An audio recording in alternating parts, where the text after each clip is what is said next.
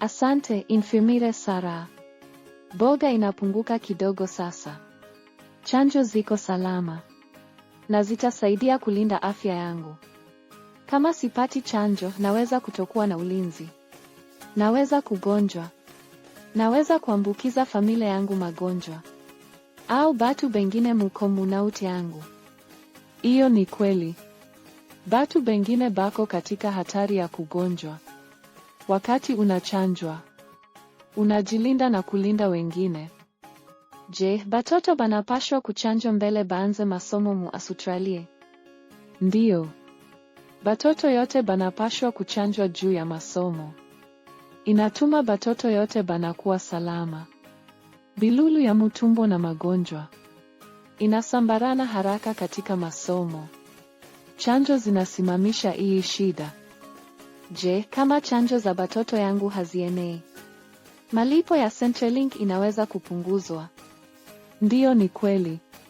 Katika Australia, faranga fulani ya familia inatokana na chanjo.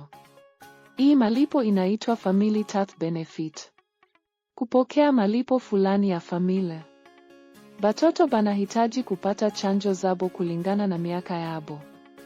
Nitanjua namuna gani kama nahitaji chanjo?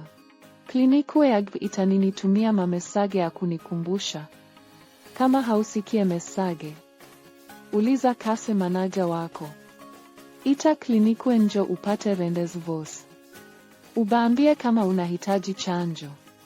Uombe interpreter. Ni sawa kuuliza maulizo mbele uchanjwe. Uliza munganga wako au infirmia wako chanjo ni ya nini, na itakulinda usipate magonjwa gani. Tuko hapa kila wakati kusaidia. Wakati nilifika mu Australia mara ya kwanza, nilihitaji chanjo za mingi. Hii ni kawaida.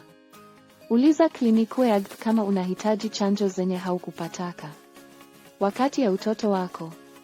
Kumbuka, chanjo zinakulinda. Zinalinda familia yako na komunauti yako.